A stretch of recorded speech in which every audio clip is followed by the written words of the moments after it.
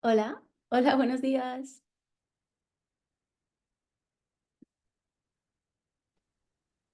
Hola, buenos días. Hola, buenos días María y buenos días a todas las personas que nos estáis siguiendo tanto desde casa como en el ¿Puedes enviar el slide, por favor? Genial. Como nos seguís en directo desde YouTube, hoy en este tercer día del Congreso damos pie a problemas técnicos. Un momentito. Listo. Perdonad que estamos teniendo problemas técnicos. Bueno, yo creo que ya está solucionada, así que, como iba diciendo, damos pie a esta tercera charla plenaria del Congreso en el día de cierre. Aquí con nosotros tenemos ahora a María Ruiz Cabellas, que nos hablará de la presentación La C en CAS. ¿Qué queremos decir cuando decimos que somos críticas? Una exploración autocrítica y multidimensional. María Cabellas es investigadora en la Universidad de Loma y un momentito, aquí tenemos, es profesora e investigadora en comunicación estratégica en Lund University, Suecia, donde imparte el curso de Critical Animal Studies, Animals in Society, Culture and Media. Doctora en comunicación por la UPF, con una tesis sobre las estrategias comunicativas de la industria láctea. Ella cuenta también con una larga trayectoria profesional en la comunicación, relaciones públicas y diseño gráfico. Contribuye con su activismo en diversas iniciativas con labores de traducción, edición, diseño gráfico y comunicación.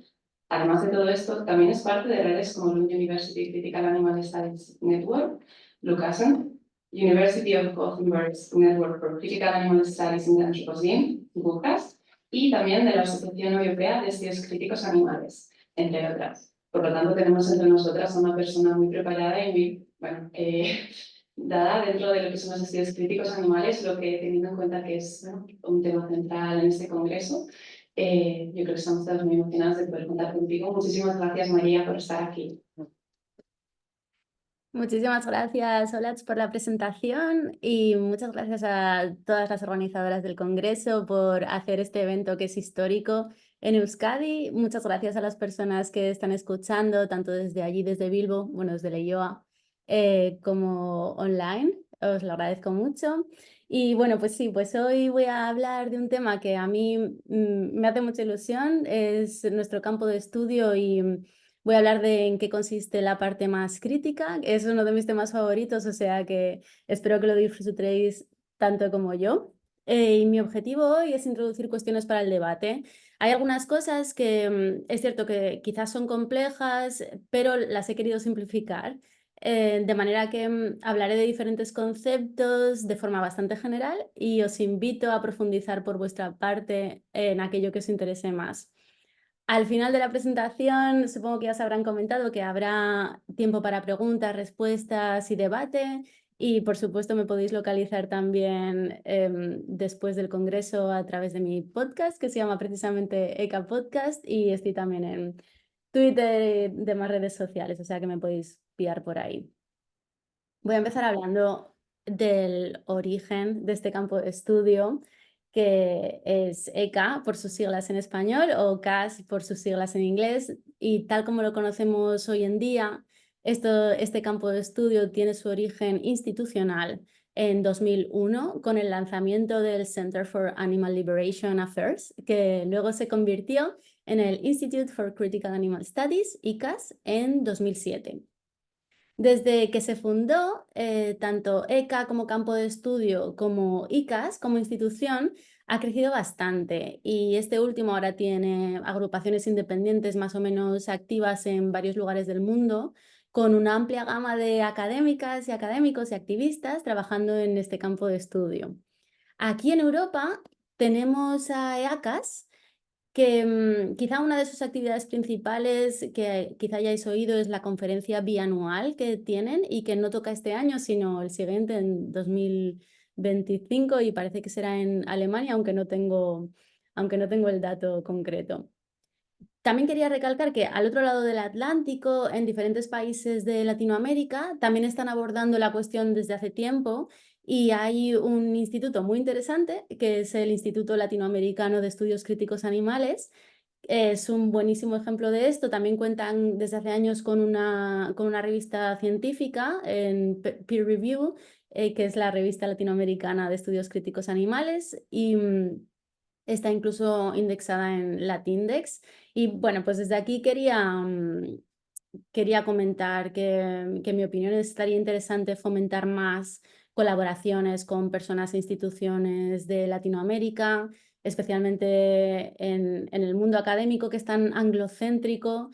Nosotras que compartimos un idioma, ya sé que es un idioma opresor, que se ha utilizado para colonizar tanto al otro lado del Atlántico como por ejemplo allí en Euskal Herria, pero bueno, hoy en día es algo que tenemos en común, y sí abogo por utilizar eso que tenemos en común para tender puentes tanto en activismo como en comunidad a ambos lados del Atlántico. Estas son algunas imágenes de la revista, que está muy chula. En realidad, las discusiones sobre la ética animal han estado presentes en la academia mucho antes de que se acuñara el término estudios críticos animales.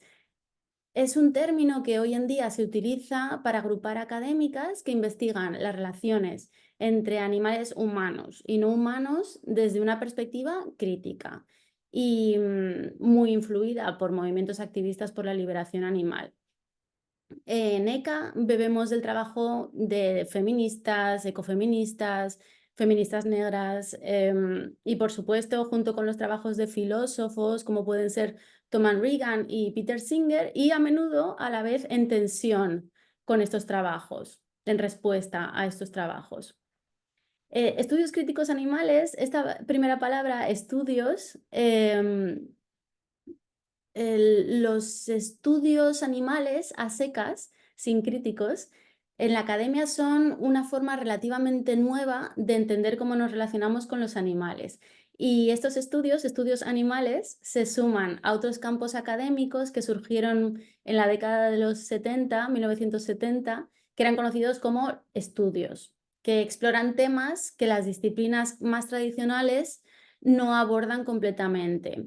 Estos campos son, por ejemplo, estudios culturales, estudios de género, lo habréis escuchado, ¿no? Estudios de raza o estudios de diferentes áreas geográficas, por ejemplo, estudios de Oriente Medio. Todos estos campos académicos se originaron en movimientos sociales e intelectuales del siglo XX y buscaban llenar estas brechas que en el conocimiento académico tradicional no se estaban abordando. Pues estudios animales es uno de estos campos de estudio. Y ahora vamos a la parte crítica. Leo ahora mi traducción, esta es mi traducción de la definición que tenéis en pantalla de las fundadoras de ICAS en una publicación de 2014. Y decían, el campo de los estudios críticos animales se erige como la única área de estudio que promueve el examen académico de las opresiones entrelazadas entre humanas y otros animales. Sitúe esta investigación en el contexto de fuerzas estructurales, históricas y sociales. Reconoce el papel del capitalismo en la promoción de opresión sistémica de todo tipo y propone estrategias para la acción. Aquellas que acuñaron explícitamente CAS lo hicieron con un sentido específico de propósito y definición frente a esos estudios animales a secas que estaban más bien despolitizados. Uno de esos elementos vitales era poner en primer plano el análisis interseccional y la política, lo que establece un vínculo adicional con el feminismo y con los estudios críticos de raza, por ejemplo. En la introducción del libro definitorio ya mencionan varias veces el concepto interseccionalidad, y en párrafos como este, pues ya nos dan algunas palabras clave de lo que son los estudios críticos animales. Este movimiento hacia la interseccionalidad, originalmente perseguido por ecofeministas y por feministas negras, deja claro cómo la explotación material y simbólica de los animales no humanos se cruza con las categorías dominantes de género, raza y clase y ayuda a mantenerlas en un sistema capitalista. Y no menos importante en esta definición que tenemos aquí es la última parte que pone, propone estrategias para la acción. ECA es un campo de estudios académicos, sí, de la universidad, pero es un campo activista para la acción, que se define en contraposición a esos estudios animales a secas que veíamos al principio. Los principales autores que definieron este campo de estudio lo dejaron claro ya en 2007 y a continuación leo mi traducción de la definición de 2007 que dice, por definición, naturaleza y objetivos, ECA solo puede ser desarrollado por radicales, activistas, intelectuales comprometidas, pensadoras controvertidas, maestras desafiantes, autoras audaces y educadoras valientes que conozcan sus derechos y los defiendan en solidaridad mutua contra amenazas e intimidaciones. ECA llama a escritoras, académicas, profesoras e intelectuales radicales a aplicar su pensamiento crítico, investigación y habilidades comunicativas, explotando los conocimientos teóricos y la potencia política del punto de vista animal, para promover la transformación social sistémica. Es decir, dejan claro que este es un campo de estudio activista, que no busca la creación de conocimiento por sí mismo, sino para aplicarlo siempre a la realidad y transformar el mundo en busca de liberación total como reacción a esos estudios animales, a secas. Dentro de la academia existen unos cuantos campos de estudio dedicados a conocer más sobre los... Uy, perdón, que me ha salido una cosita. Ya está. Dentro de la academia existen unos cuantos campos de estudio dedicados a conocer más sobre los animales no humanos. Y aquí he puesto en pantalla, veis unos cuantos, un poco sin orden ni concierto. Casi todos estos campos tienen en común que lo que buscan es, al fin y al cabo, un uso más eficaz de los animales no humanos para el servicio de las humanas. Es decir, tienen una posición generalmente acrítica, con el especismo. 2 o 3 campos de estudio diferenciados están especialmente concentrados en el estudio de las relaciones entre animales no humanos y humanos desde un punto de vista interdisciplinar. Y esto es algo que tienen en común con ECA.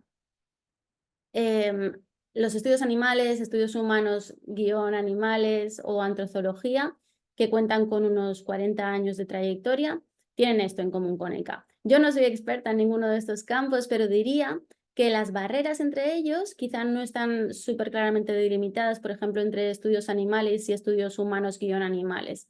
Sé que desde la antrozoología se estudian temas como el vínculo entre humanas y animales, estudian también cosas como la terapia asistida por animales no humanos para humanos. Los estudios animales examinan representaciones, tratamiento de los animales en las sociedades humanas, y los estudios humanos guión animales son también otro campo interdisciplinario que se centra entre relaciones entre humanas y el resto de animales, pero desde perspectivas sociales, culturales, éticas e incluso filosóficas, pero quizá sin ese punto crítico que tenemos en ECA. Frente a todo esto y contra todo esto vienen ECA buscando politizar el conocimiento y darle una fuerza radicalmente transformadora, en profunda oposición a todos esos otros estudios animales que buscan cómo explotar mejor a los otros animales. Y los SECA en realidad ni vienen solos ni han inventado nada súper nuevo. Nosotras, como diría Bernard de Chartres, somos enanas y estamos sobre hombros de gigantes. CAS o ECA se sitúa entre sus aliadas teóricas, históricas y éticas en la teoría crítica. Cuando hablamos de teoría crítica nos podemos referir a 2 cosas. En primer lugar, se refiere a un grupo muy concreto y específico de teóricos sociales, como Max Horkheimer, vinculados a la Escuela de Frankfurt, que empezaron su trabajo en el siglo pasado y criticaron las estructuras de poder desde una perspectiva marxista. Pero teoría crítica también se usa en un sentido más amplio para describir varias formas de filosofía social que utilizan aspectos del marxismo para cuestionar esas estructuras de poder. Estas teorías critican cómo la ideología se integra en las instituciones sociales y políticas, influenciando nuestras creencias y nuestras acciones. Desde la teoría crítica argumentan que las ciencias sociales no son neutralmente objetivas, ya que las científicas llevan a su trabajo sus propios sesgos, su propia mochila con ideologías. La Escuela de Frankfurt creía que la academia tradicional y la ciencia a menudo apoyaban el status quo y las formas de opresión vigentes. En contraste con la idea de una verdad absoluta, una verdad objetiva, esto que a veces se dice de la ciencia, abogaban por tener un enfoque más reflexivo que considerara, que tuviera en cuenta dimensiones culturales, dimensiones históricas de la vida. Y creían sobre todo en el uso del conocimiento científico para promover una transformación social y una emancipación, buscando generar una conciencia crítica sobre las condiciones sociales y sobre las políticas existentes. El problema que veían es que las ciencias sociales a menudo afirmaban ser objetivas, lo que otorgaba a esas ciencias no articuladas un sentido de verdad científica. Y Horkheimer argumentó que esas falsas afirmaciones de objetividad lo que en realidad estaban haciendo era apoyar los intereses de la élite dominante, poderes coloniales, estados totalitarios y capitalistas y los sistemas educativos nacionales en los que trabajan los académicos. Vamos, que nos dicen, oye, que las ciencias sociales no son objetivas, no hay una verdad única y objetiva. Y se puede añadir, añadiría que ninguna ciencia, en realidad nada, es 100% objetivo. Todo tiene detrás una ideología. Y a lo mejor el hecho de que esa ideología esté invisibilizada, porque es la ideología hegemónica, por ejemplo, en el caso del especismo, no quiere decir que no esté ahí detrás, influyendo, por ejemplo, qué se estudia y cómo se estudia y qué se deja fuera de las investigaciones. Desde esta perspectiva, la producción de conocimiento por parte de la Escuela de Frankfurt debe tener, de nuevo digo, un propósito político y un propósito ético, y buscaban generar una conciencia crítica entre la población sobre las condiciones sociales y políticas existentes, con el objetivo siempre de fomentar cambios sociales hacia una sociedad más justa. Y esto es herencia marxista cuando dicen, mira, la ciencia hasta ahora ha interpretado el mundo, lo ha analizado, lo ha intentado comprender, pero lo que hay que hacer es cambiarlo. Max Horkheimer definió la teoría crítica como aquella que busca liberar, emancipar a las personas de las circunstancias que les oprimen. Y en ECA esta definición se amplía para incluir la liberación no solo de las humanas, sino también de los animales no humanos y de la tierra. ¿Y todo esto por qué? Pues ahora lo aterrizo. Aterrizamos ahora en los estudios críticos animales, tal y como los definieron ya en 2007 las académicas activistas Steve Best, Anthony Nocella, Richard Kahn, Carol Gigliotti y Lisa Kemmerer en Introducing Critical Animal Studies. Y lo voy a mostrar con estos 10 principios que definieron en aquel entonces y que vamos a ver ahora juntas poco a poco, los iremos desarrollando. Y te los pongo ahora también aquí en inglés porque las traducciones al español las he hecho yo, intentando que sean quizá un poco más explicativas, pero siempre hay matices, así que ahí tienes las dos versiones para que veas cómo era originalmente. Entonces vamos a ver a continuación estos principios con más detalle y me detendré más en algunos concretos. Y te propongo que a medida que vamos viendo juntas estos principios, pienses en otros ejemplos que yo no estoy comentando, otras cuestiones que quizá hoy no estoy siendo crítica con ellas o que no menciono y pues las puedes comentar al final o en el chat si estás en Zoom o me puedes escribir también otro día. Vamos a empezar con el primero de estos principios, principio de colaboración. En ECA buscan escribir e investigar de manera colaborativa e interdisciplinaria, incluyendo perspectivas usualmente ignoradas por los estudios animales a secas, como por ejemplo la economía política y la crítica al capitalismo. En lugar de delimitarse a una sola disciplina, el enfoque interdisciplinario lo que busca es combinar los conocimientos, pero también los métodos y las perspectivas de varias disciplinas para obtener una comprensión más completa, más holística del tema en cuestión. Por ejemplo, yo soy de comunicación, pero trabajo con académicas de departamentos como sociología, psicología, derecho, ciencias políticas, y pues en realidad pienso que sería bueno trabajar con cualquier otro departamento, creo yo. ECA comparte con los estudios animales un enfoque interdisciplinario, pero ECA difiere de EA en su enfoque normativo y político explícito. Su crítica al capitalismo, el imperialismo y la opresión jerárquica en todas sus formas, y su compromiso con la teoría para el cambio revolucionario y no solo por la teoría. Como académicas de ECA, nos oponemos a la cultura de las mercancías, al fetichismo de las mercancías y al capitalismo porque somos veganas. Y somos veganas porque nos oponemos éticamente a la noción de que la vida pueda comprarse y pueda venderse. Es importante esto que dicen de incluir perspectivas normalmente ignoradas por los estudios animales. Por ejemplo, economía política. Cuando hablamos de economía política nos referimos a examinar o al menos a tener en cuenta cómo las fuerzas económicas y las fuerzas políticas interactúan entre sí para influir en un fenómeno particular. Este enfoque implica estudiar las relaciones entre la economía y el poder político, así como las instituciones y estructuras que afectan a la distribución de recursos, la toma de decisiones y la formulación de políticas, ya sea a nivel local, nacional, internacional. Es decir, busca ver dónde se invierte, dónde está el dinero y cómo afecta la política todo esto. Esta crítica al capitalismo es una de las diferencias fundamentales entre estudios animales y estudios críticos animales. Por cierto, la noción de clase parece que no está de moda mencionarla, pero en teoría ECA también está en contra de la opresión por clase. En todo caso, cuando hablamos de colaboración, también debemos recordar que es importante no solo tener a los animales como objetos de estudio o escribir sobre ellos, sino también estar abiertas para aprender también lo que otros animales nos pueden enseñar, que es mucho.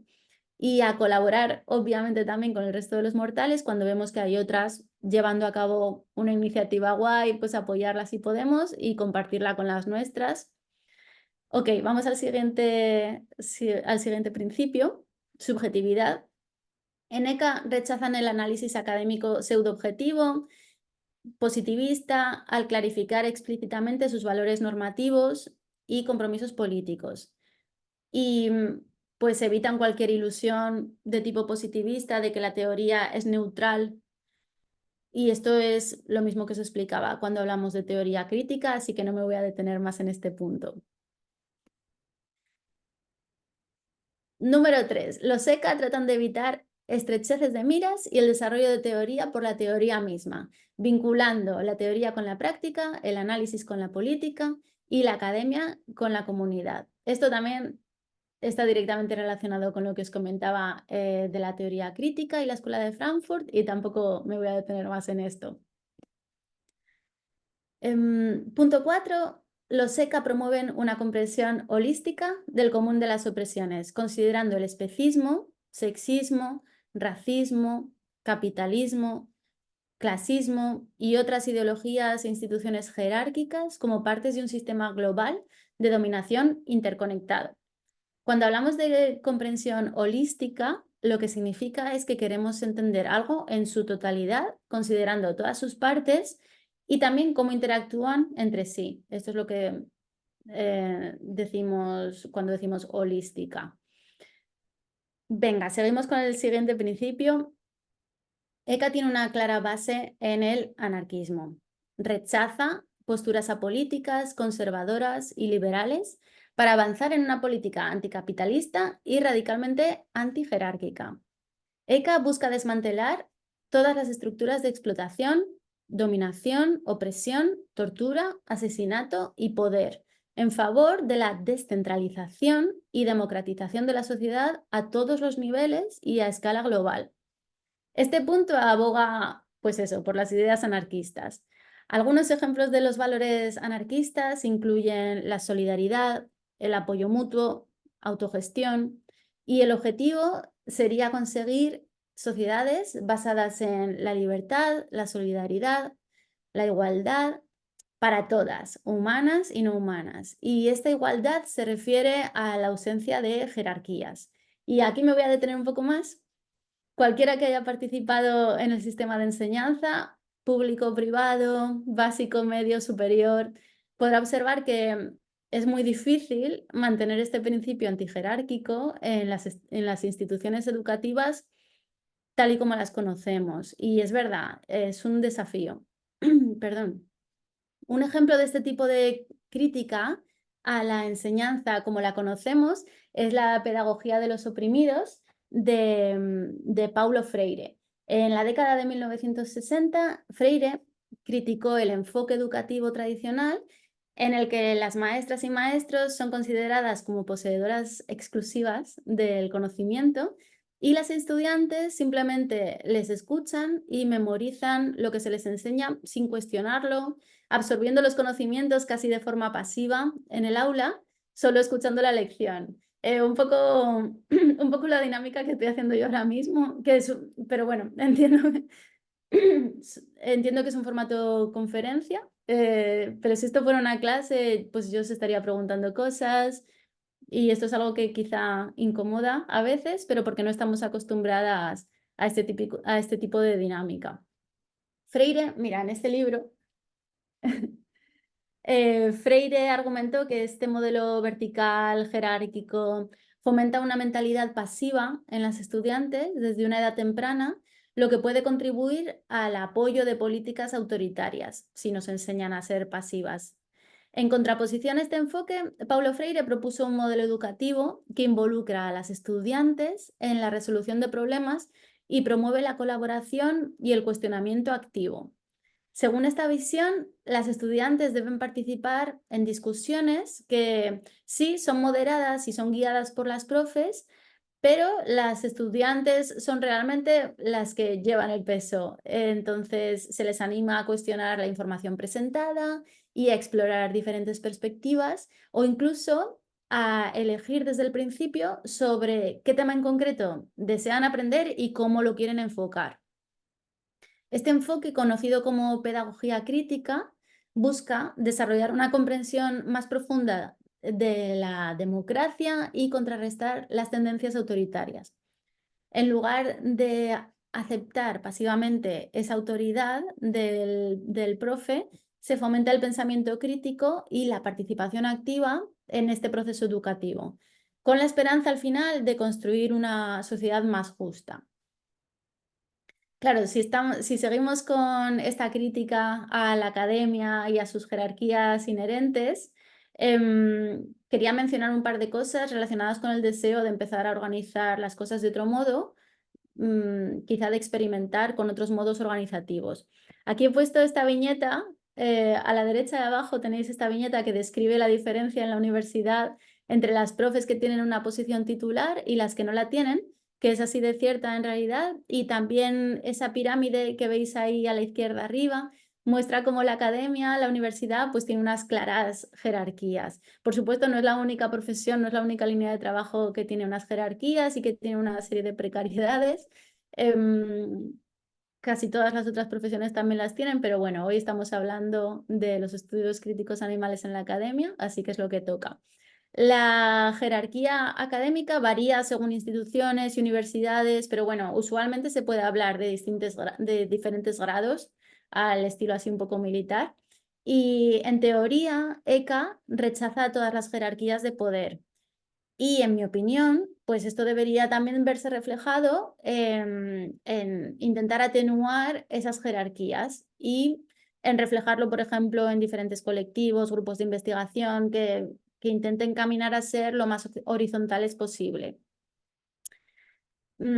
Algunas instituciones y grupos de investigación ECA pues tienen claras jerarquías, es comprensible porque se sitúan en un marco que es jerárquico y pues las instituciones funcionan así. Y creo que se hace incluso complicado imaginar otros tipos de estructura cuando dependes de unas burocracias, unos permisos, una financiación, unas formas muy concretas de pedir financiación para poder investigar.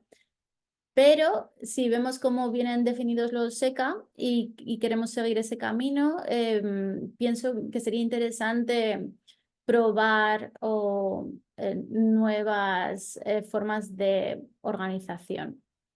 Hay un tema controvertido, ya que hablamos de la academia, que, bueno, esto daría para una charla en sí misma, que es que las académicas tienen o tenemos la responsabilidad o la obligación de publicar el máximo posible, tanto artículos como libros. Y esto si queremos que nuestro currículum sea relevante para ser contratadas o para mantener nuestros contratos. Un énfasis en la cantidad que ya de por sí puede crear dinámicas que van en contra de lo que de verdad queremos, que es avanzar en el conocimiento para cambiar la sociedad. Pero la realidad es así hoy en día, que en la academia cuentan tus artículos científicos, el número de tus publicaciones, no cuentan tanto tus artículos de divulgación para la población general, las charlas con activistas, todo lo que supone sacar el conocimiento de la academia a la población general. Esto ya hace que te organices tu tiempo de modo que priorices la publicación en revistas científicas. Revistas que, por cierto, son bastante inaccesibles para el público en general, no ya solo por el lenguaje, porque puedan resultar complejas o a veces incluso tediosas, cosa que también nos tendríamos que mirar, sino porque las suscripciones pues, son muy caras. Y en esta línea pues también hay que publicar libros y muchas editoriales académicas cobran precios ridículos por sus títulos, incluso cuando están en formato electrónico. Entiendo que estas obras a veces tienen un mercado limitado y de ahí sus precios, pero esto significa que las estudiantes y hasta las propias bibliotecas universitarias pueden dudar si adquirirlos o no, si son muy caros, pues no te digo ya una persona en el paro o con una economía normalita. Estoy hablando de libros también de ECA, que igual en tapa dura te cuestan 150 euros o en una edición más económica o incluso el libro electrónico andan por 50 euros, que es poco asequible. Algunas académicas, por esta ansiedad por publicar tan comprensible, quizá no les da la vida para preocuparse tanto por si alguien realmente tiene acceso o si alguien realmente lee o compra sus libros. Y para ellas, simplemente tener el libro en su currículum puede ser suficiente para avanzar en sus carreras, cosa que, oye, ya está bien y es súper comprensible, sobre todo cuando estás en tus primeros años como investigadora. Pero esto a veces significa que el conocimiento está ahí, se ha realizado el esfuerzo para hacer la investigación, a veces incluso con financiación, que podría haber ido para otra cosa, pero el conocimiento queda embargado, está inaccesible para muchas. Entonces, si eres una académica de ECA interesada en que tu trabajo sea leído por más gente, bueno, pues hay una serie de cuestiones que puedes pensar, también esto daría para una charla. Y en esta línea de crítica a dinámicas de la académicas, pues las académicas también necesitamos para que nuestro currículum sea relevante, presentar en conferencias y ojalá, por supuesto, conferencias de esas de alto impacto, pero los congresos y conferencias académicas pues pueden plantear varios desafíos en términos de sostenibilidad debido a una serie de factores. Por supuesto, los viajes y el transporte. En la universidad hay como una dinámica de ir a conferencias pagadas por el departamento, en plan pseudo vacacional o vacacional, el turismo académico, y muchas conferenciantes y asistentes viajan largas distancias para asistir a conferencias, lo que genera, como sabemos, emisiones significativas de carbono y contribuye al cambio climático con este turismo académico. No digo que haya que dejar de hacer encuentros en persona para nada, pero hay congresos como este en el que estamos hoy que sí tienen en cuenta toda esa serie de cosas y proponen modelos híbridos de participación on y offline al mismo tiempo que hacen que más personas puedan compartir todo esto. Para mí sería muy agradable estar allí en persona y me da pena no estar. pero quizá no es necesario que yo utilice al final 4 o 5 vuelos para venir desde Suecia a Bilbao y volverme. Y no creo que hoy en día las agencias de viajes universitarias estén actualizadas en ese sentido. De momento yo creo que no lo ponen suficientemente fácil em, para realizar viajes más sostenibles, y esto sería también un tema interesante de investigar, cuál es el interés que hay detrás del turismo académico. En todo caso,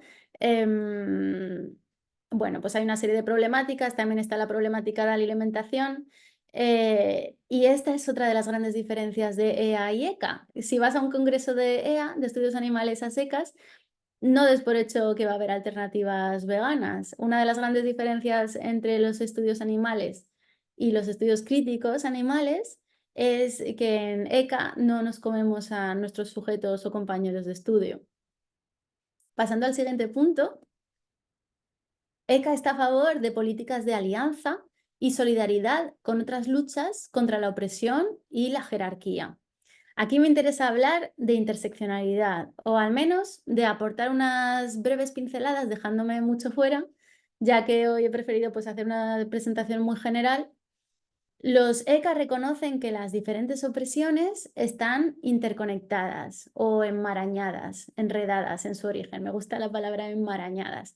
Hay teóricas que defienden que el proceso de animalización es precisamente lo que ha permitido oprimir a ciertos grupos humanos. Básicamente, estos son dos actos. En el primer acto se deja clara esa ficción de que las humanas no somos animales, o en todo caso somos un animal súper especial y excepcional.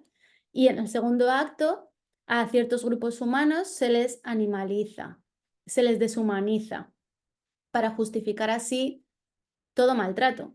Con lo cual, al final resulta que solo las personas blancas y quizás solo los hombres blancos, hetero, cis, sin discapacidades, eran los únicos que no eran animales. En ECA esto está claro, que hay una clara relación entre diferentes opresiones, y creo que es muy fácil ver, por ejemplo, en el caso de los capacitismos, de los racismos, y tenemos un ejemplo reciente de esto cuando diferentes dirigentes israelíes, colonizadores, genocidas, hacen este proceso de deshumanización o animalización en una estrategia clara de justificar el genocidio de civiles por medio de calificarles de animales. Seguro que esto es algo que habéis visto en las noticias de los últimos meses, cómo llamaban a los palestinos animales para justificar toda esta violencia tremenda. Volviendo al concepto de interseccionalidad, es importante aclarar que es una herramienta de análisis muy poderosa que fue acuñada por una mujer negra, la doctora Kimberly Crenshaw. Y es importante reconocer a quien acuñó el término y que cuando lo usemos tengamos en la cabeza pues, su imagen a ser posible, porque ha habido una corriente de cooptación del término en la Academia Blanca Europea. Por cierto, cuando decimos que un término ha sido cooptado, nos referimos a que ha sido tomado o apropiado por un grupo diferente al que originalmente lo creó o lo utilizaba o le era útil. En el contexto de la interseccionalidad, originalmente surgió en contextos antirracistas y feministas para describir cómo diferentes formas de opresión como el género, la raza y la clase se entrelazan y se superponen. Con los años este concepto ha sido adoptado y adaptado por académicos europeos blancos de una forma que en ocasiones puede desvirtuar o diluir su significado original, nos dicen las feministas negras. Kimberly Crenshaw sigue viva, está en redes sociales y demás. Tiene este TED Talk ya desde hace unos años. Os recomiendo muchísimo este vídeo. Yo se lo he puesto a mis alumnas siempre que puedo en clase y creo que lo suelen apreciar. Y hablamos aquí de feminismos, clasismos, racismos y de tener en cuenta que estas opresiones están enmarañadas. Es importante mencionar que en el movimiento de liberación animal, desafortunadamente, del mismo modo que en el resto de la sociedad hay machismo, hay racismo, hay clasismo, pues también en el movimiento de liberación animal hay todas esas cosas. Y esto evidentemente es despreciable de por sí. Pero a quien dice que en este movimiento hay que centrarse únicamente en ayudar a los otros animales y olvidarse de interseccionalidades, me gustaría decirle que entiendo que quieran mantener sus privilegios, entiendo que les dé vértigo que se les cuestione cuando, por ejemplo, ocupan todo el espacio, pero flaco favor se les hace a los no humanos si cada año desaparecen valiosísimas activistas de los colectivos porque o bien se las maltrata, se abusa de ellas, en el mejor caso se las ningunea y porque están cansadas de hacer los trabajos menos visibles o menos glamurosos y que luego toda la atención y el aplauso se la lleven los hombres blancos, heterocis. Desde los ECA se pretende erradicar todo esto, al menos en teoría, y esto me lleva al siguiente punto, que es el principio de liberación total.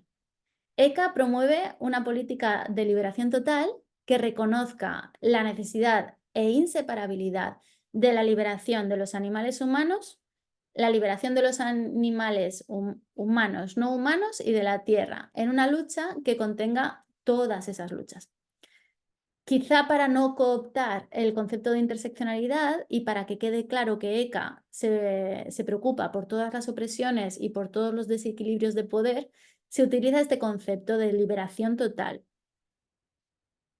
Muy importante. El siguiente principio es sobre la división en binarios. ECA pretende deconstruir las oposiciones binarias socialmente construidas entre humanos y animales no humanos, así como otras jerarquías dominantes, para resaltar los límites históricos impuestos a la humanidad, los animales no humanos, las normas culturales políticas y la liberación de la naturaleza como parte de un proyecto transformador hacia una mayor libertad y armonía ecológica. Las construcciones sociales binaristas, esa dicotomía o dualidad de conceptos opuestos, tienen raíces antiguas en la historia del pensamiento filosófico. René Descartes, un filósofo del siglo XVII, también contribuyó a este desarrollo del pensamiento binarista en la filosofía occidental. En su obra más influyente, que se llama Meditaciones metafísicas, Descartes planteaba una división fundamental entre mente y cuerpo, estableciendo así esta dicotomía, esta dualidad entre pensamiento y materia.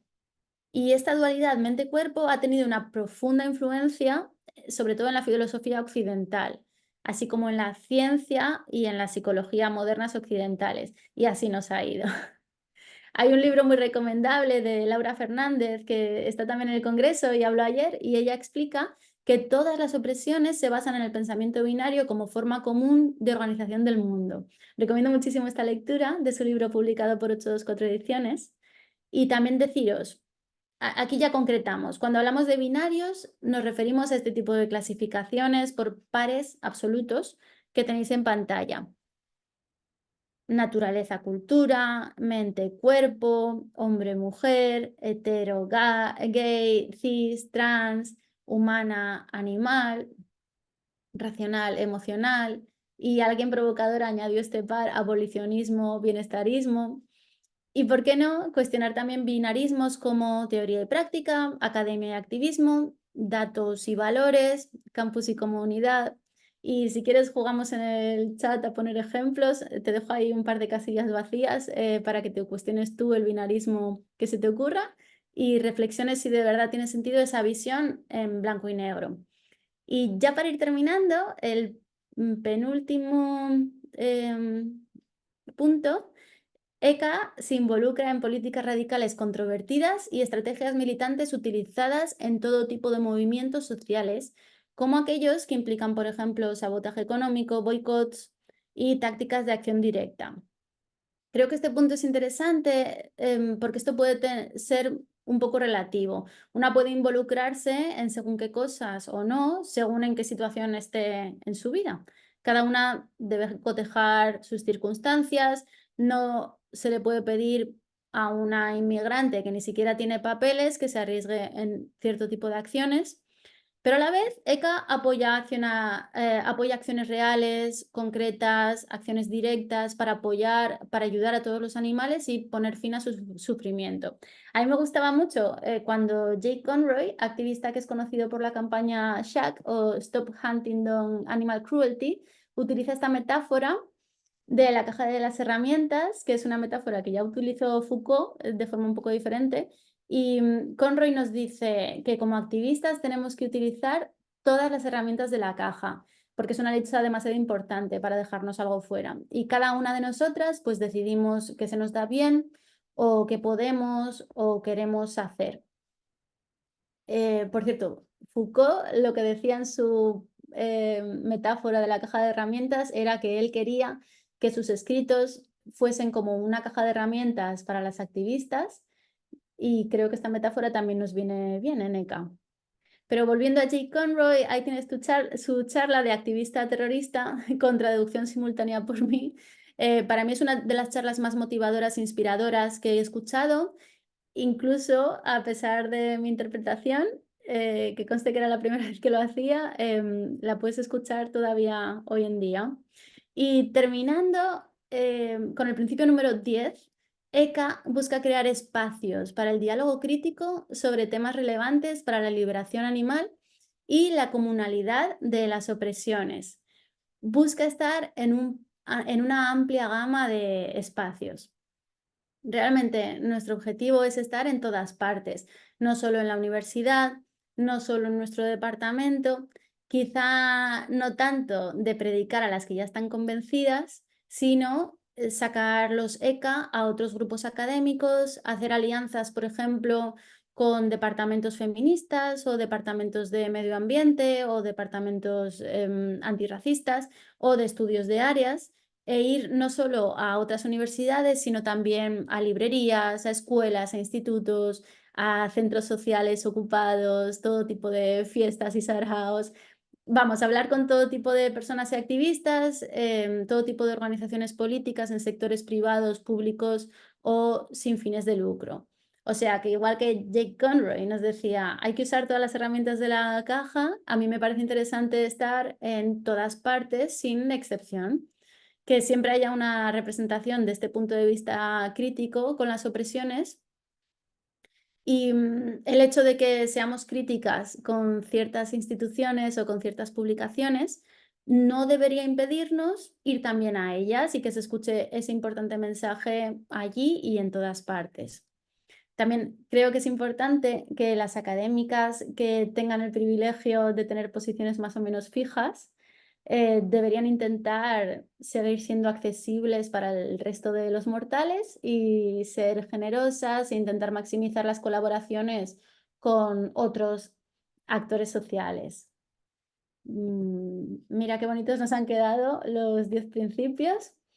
Y en definitiva, para cerrar, crítica se refiere no solo a un compromiso con la teoría crítica, sino también a un compromiso de ser críticas con cualquier cosa que pretenda estudiar animales desde arriba y al mismo tiempo no apoye su liberación. No contentas con llevar a cabo un análisis crítico y deconstructivo, en ECA tratamos de avanzar un enfoque reconstructivo sin jerarquías y por medio de la liberación total. Por supuesto, no lo he mencionado, pero es obvio, ECA está en conflicto con aquellas áreas de la academia, como por ejemplo las ciencias de producción animal o la biomedicina, que dan por sentada una relación instrumental con animales no humanos. Y por último, también vemos que son estudios críticos en el sentido de que son urgentes. Desde la perspectiva ECA estamos en un periodo crucial, en un periodo crítico, en el que la ecología y la vida en general están enfrentando amenazas sin precedentes. Así que en este sentido crítico expresa esa urgencia de nuestros tiempos en el contexto de crisis ecológica, que nos puede dejar a todas sin casa, sin un lugar para vivir, aunque por supuesto el cómo, cuándo y cuánto nos afecte esa crisis ecológica, pues también hay privilegios y jerarquías. Esto ha sido todo. Ahora tenemos unos minutos para preguntas y comentarios, creo. Podéis, como dije, seguirme y escribirme en las redes sociales de mi podcast. Ahí intento también romper barreras entre academia y activismo y lo encuentras en casi todas las apps de podcast y estoy también en las típicas redes sociales. Bueno, muchas gracias. Es que ricasco y hablamos ahora.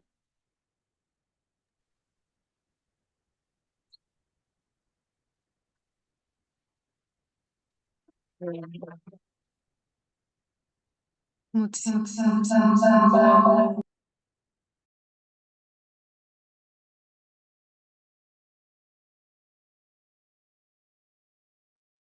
Muchísimas gracias, María. Encendemos ahora la cámara para que, bueno, ahora por el ordenador para que tú también puedas vernos y escucharnos. Ha sido una charla maravillosa y creo que has podido introducir para todas las personas que están aquí, que aunque estén desde el antisemitismo y estén militando, estén incluso desde la academia trabajando estos temas, ahora también conocen el campo, saben cuáles son los principios y un poco cómo posicionarse también y reflexionar sobre ello. Voy a ir en un momentito a mover el ordenador para que puedas vernos también. Si alguien tiene alguna pregunta, podemos empezar a pasar el micro.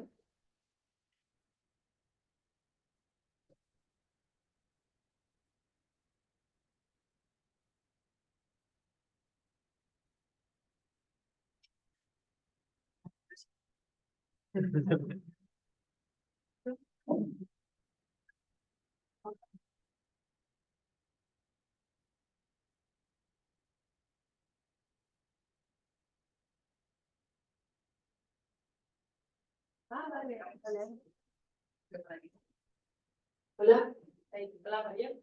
Yo quería preguntarle cuál es el alcance un poco de estos estudios críticos animales en materia de expertas, de universidades, hasta dónde llegan.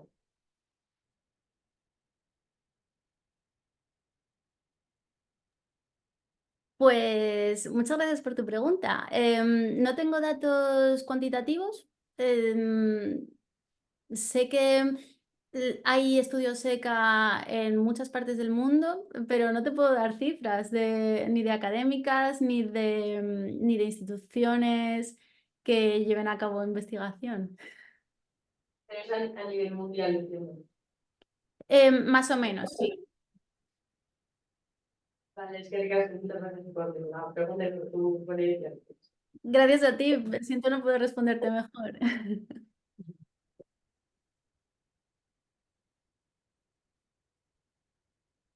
Hola María, gracias por la ponencia, estuvo súper interesante.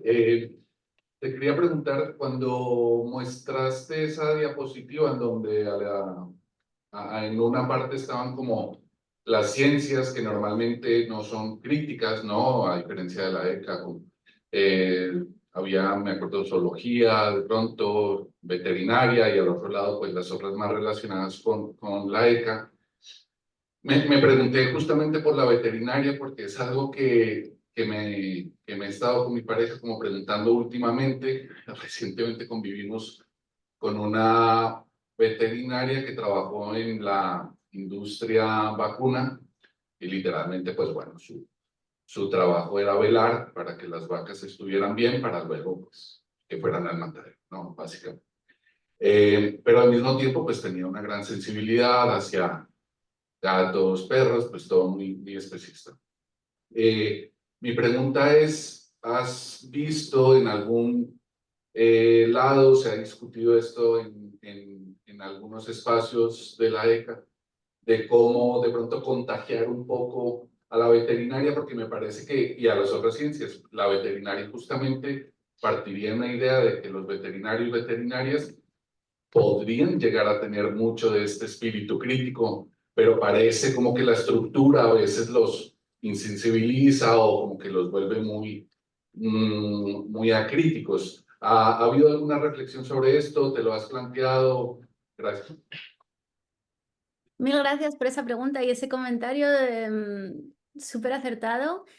Pues mira, yo diría que las personas que se meten a estudiar veterinaria, en su mayoría, ya de por sí tienen este enfoque, tienen cierto enfoque crítico y en su mayoría realmente ellas quieren ayudar a los animales no humanos y si se meten a estudiar veterinaria es porque sienten ahí como una conexión con los animales no humanos y con el paso de los años y con la industria y demás, pues como dices tú, se sensibilizan un poco, pero al mismo tiempo he escuchado que en la profesión veterinaria hay muchísima depresión y un alto grado de suicidios porque son personas que se meten a la carrera con una alta sensibilidad por los otros animales y se meten a estudiar veterinaria precisamente para ayudarles y luego se dan cuenta que la mayor parte de los trabajos a los que van a tener acceso no son en clínicas veterinarias para ayudar a este tipo de animales que normalmente consideramos como familia, sino que la mayor parte de los trabajos a los que van a tener acceso es precisamente para explotar mejor a esos animales, que no tienen nada que ver con su bienestar real, ¿no? Entonces pienso que ya tienen esa sensibilidad y es una situación un poco complicada para estas personas. A mí lo que me gustaría es tender puentes de colaboración con esas personas que ya de por sí son muy sensibles con este tema. Y creo que en ECA deberíamos estar abiertas a colaborar, desde luego, con veterinarias también.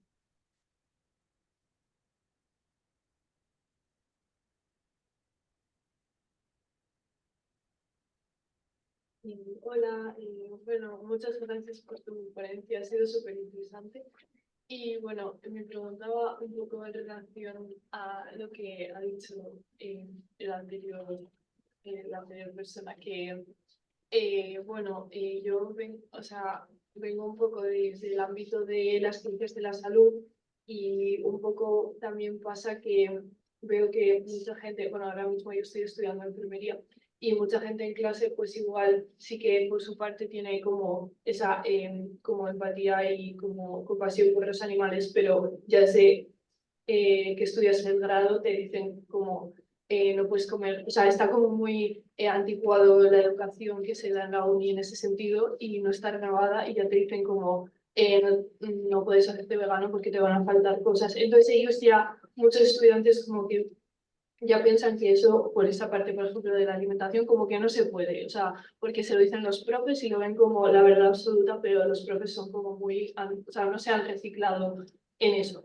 Y luego, por otro lado, también se habla de la experimentación animal para obtener medicamentos y también creo que hay nuevos estudios que indican que no es necesario ni siquiera para obtener medicamentos, o sea, probarlos en animales, porque no hay como una relevancia de que probarlos en animales luego se pueda comparar con el efecto en los humanos, pero se hace como por tradición científica. Entonces también por eso muchos estudiantes como que piensan, vale, tampoco puede ser vegano porque se tiene que probar en animales porque me lo han dicho en clase. Entonces como igual intentar de alguna forma desde la ECA como acercarse también a esa parte de la academia y no simplemente decir, vale, como no están de acuerdo con nosotros, no nos aliamos con ellos, sino igual tratar de acercarse a ellos para ver qué se podría hacer. No sé tú qué piensas al respecto. Gracias.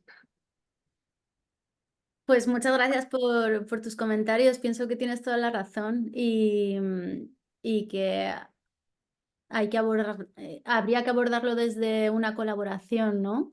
Pero ahí mis esperanzas están sobre todo con las estudiantes que, por ejemplo, de veterinaria, que hacen objeción de conciencia a hacer determinadas prácticas, estudiantes que dan la turra a profesoras que están desactualizadas, que protestan, incluso quizá habéis oído hablar, no sé si en España hay ahora mismo mucha actividad, pero en otros países de Europa hay grupos de estudiantes que están haciendo activismo para transformar el catering de las universidades, por ejemplo, hacia un catering 100% vegano. Pues ahí, como os digo, mi esperanza está más bien con las estudiantes. Hola. Que hagan presión. Hola María, bueno, soy Julia, muchas gracias por la presentación, me ha encantado.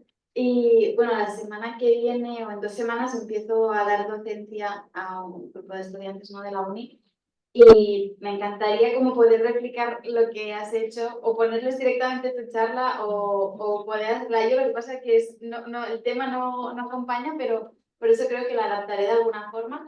Y precisamente te quería preguntar que, bueno, me parece que los estudios críticos, aparte de una disciplina académica, es como una forma de estar en el mundo. Y entonces, ¿cómo se traduce o cómo lo traduces tú a la docencia concretamente? Si hay alguna, no sé, la forma de evaluar, la forma de proponer actividades, si lo puedes compartir, alguna idea que podamos coger. Gracias. Mil gracias por tu pregunta y qué ilusión que vas a empezar. Ahora tengo yo curiosidad por saber acerca de tu docencia. Si quieres, podemos hablar después un poquito más sobre lo que tú vas a...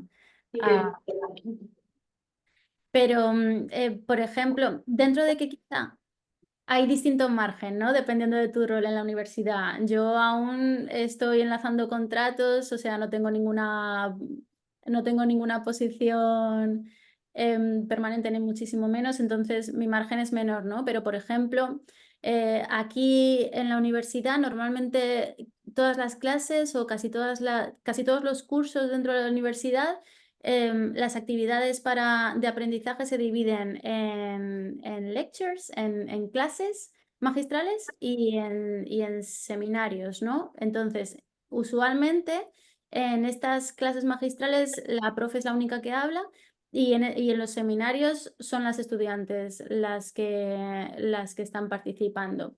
Entonces, yo lo que suelo hacer es que en estas clases magistrales, en lugar de ser yo la que habla todo el rato y intento hacer un enfoque más colaborativo en el que pregunto a las estudiantes sus puntos de vista, intento que debatan.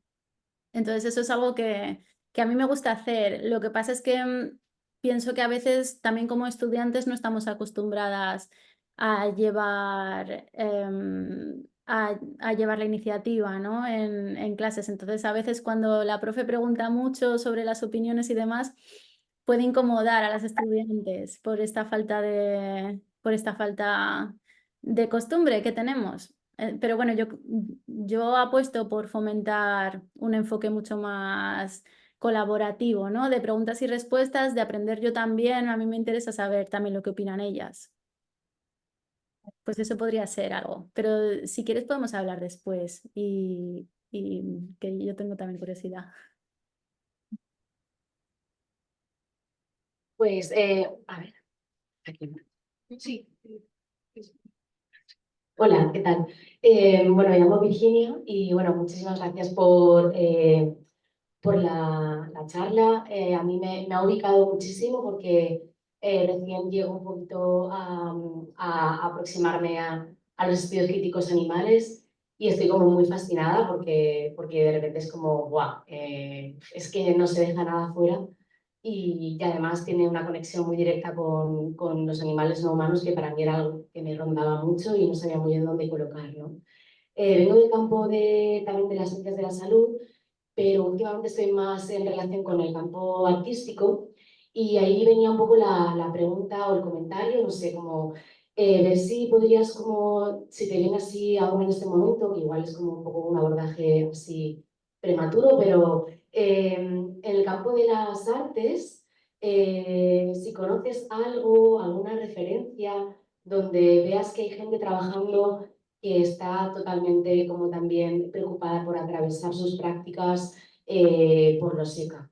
Yo en particular estoy más centrada en las artes escénicas y claro, el dispositivo teatral en sí mismo es un dispositivo muy antropocéntrico y estoy como tratando de ver de qué manera se podría como desantropologizar, siendo que es imposible también porque no es una máquina de ficción que hemos generado para nosotras mismas, pero de ver de qué manera se puede como tener de relación en sí mismo con el dispositivo y también, o sea, desde lo formal, ¿no? Y también desde los contenidos. Y quería un poco ver si hay algo que te suena o tienes alguna referencia al respecto. Muchas gracias. Qué guay. Pues sí, hay gente incluso ahí en el Estado español. Hay una autora, y ahora no me acuerdo de su nombre, Si me puedes hacer el favor de escribirme, yo mientras lo busco y te mando alguna referencia, porque sí, sí las hay. No sé si alguien más del público ahora tiene el nombre en la cabeza. No será María Jerez, no es, ¿no? ¿Cómo has dicho? María Jerez, que trabaja en Madrid y Creo bueno, es hermana de Luque Jerez y ellas están como, bueno, yo sí las conozco a ellas como gente que me inspira para seguir un poco esa línea. No sé si es de la misma, pero no sé. Creo que sí. Prefiero buscarlo y te lo digo más específico porque no me quiero equivocar. Claro, pues bueno, tranquilamente, muchas gracias. Muchas gracias a ti. Eh, bueno, Kaixo, María, eskerrik asko. Muchas gracias, me ha encantado la ponencia. Yo estoy participando en este congreso, no desde la academia, yo no, estoy en la uni, pero no, ahora mismo no estoy ahí, sino desde la militancia. Y, y bueno, sinceramente, me ha parecido una fantasía que, de esto que has explicado, de que desde los estudios críticos animales, pues bueno, se esté trabajando como con esta mirada interseccional y tan, bueno, pues que yo no lo tenía esto tan claro y que me parece, o sea, para mí desde la militancia es algo como muy importante, pues esto que has comentado de que no solo estamos por los animales no humanos, ¿no? Sino que tenemos que tener en cuenta todo tipo de opresión y bueno, es algo que en mi grupo por lo menos tenemos muy en cuenta y también lo usamos como herramienta pues para crear red en mi ciudad y bueno, pues para tener relación con otro tipo de grupos activistas, ¿no? Entonces, bueno, pues gracias por... Ahí estoy un poco nerviosa. Perdón, No te preocupes. me tiembla la voz, ¿no? Pero bueno. Y, y bueno, entonces, pues como gracias por esto, y mi pregunta es, entiendo que, bueno, pues que los estudios de los animales están en expansión, ¿no? Que cada vez abarcan más temas. Y entonces, ¿cómo es el proceso de, al final, empezar a trabajar en un campo nuevo, ¿no? Pues, por ejemplo, con la veterinaria, ¿no? Pues, ¿cómo se hace el proceso si al final, o sea, si es complejo o no conseguir este contacto, o si al final sois vosotras las que, como empezáis a especializaros más en ese campo para empezar a trabajar? O sea, bueno, ¿cómo se consigue como cómo se amplía el ámbito, ¿vale? Muchas gracias por tus comentarios y por tu pregunta. ¿Cómo se amplía el campo? ¿Te refieres cómo han ido creciendo los estudios críticos animales? Pues mira, yo diría que al final parte de iniciativas personales de personas que ya están en la academia y de que tienen posición, a lo mejor personas que están trabajando en la academia y que tienen posiciones un poco más cómodas en la academia, que ya tienen un puesto de trabajo medianamente estable y tal, empiezan a investigar, empiezan a abordar cuestiones relacionadas con ECA desde posiciones que a lo mejor inicialmente no estaban relacionadas para nada con los animales, ¿no? Pues por ejemplo, si yo creo que normalmente ha sido así la cosa. Filósofas, comunicadoras, gente que estaba en la academia en sus departamentos empiezan a investigar cuestiones animales porque ellas son veganas, como en su vida personal. Yo creo que es así como surge normalmente. Y pienso que nosotras que somos como diría la segunda generación ya, nosotras, por ejemplo, como Laura Fernández y yo, que hicimos el doctorado juntas, nosotras ya sí que hicimos un doctorado que era antiespecista, ¿no? O sea, ya comenzamos así. Pero creo que en la generación anterior no era así. Pero ahora sí se puede hacer. Si ahora tú quisieras, has dicho que estás en la uni o que has estado estudiando más o menos, pues si tú quisieras hacer un máster y después quisieras hacer un doctorado, pues hoy en día sí podrías optar por hacer un trabajo de fin de máster que tenga que ver con los estudios críticos animales o un doctorado también. Vale, es que ricasco. Suri.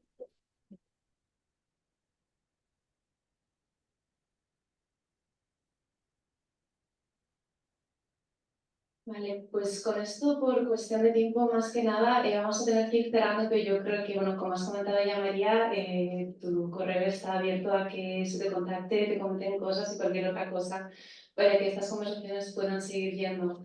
Muchísimas gracias por estar aquí, por haber compartido este espacio y este espacio también virtual. Esperamos poder verte también pronto y bueno, vamos a hacer ahora un descansito de 10 minutos y vamos a empezar con el panel de comunicaciones. Muchísimas gracias, María. Mil gracias y de verdad, contactadme, escribirme, que me hará mucha ilusión. Perdón que los aplausos se me han bloqueado. Vale, perfecto. Pues con esto ya marchamos. Hasta pronto. No sé si quieres decir algo más, perdona.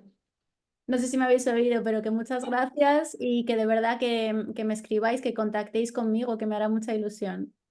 Por favor. Chao.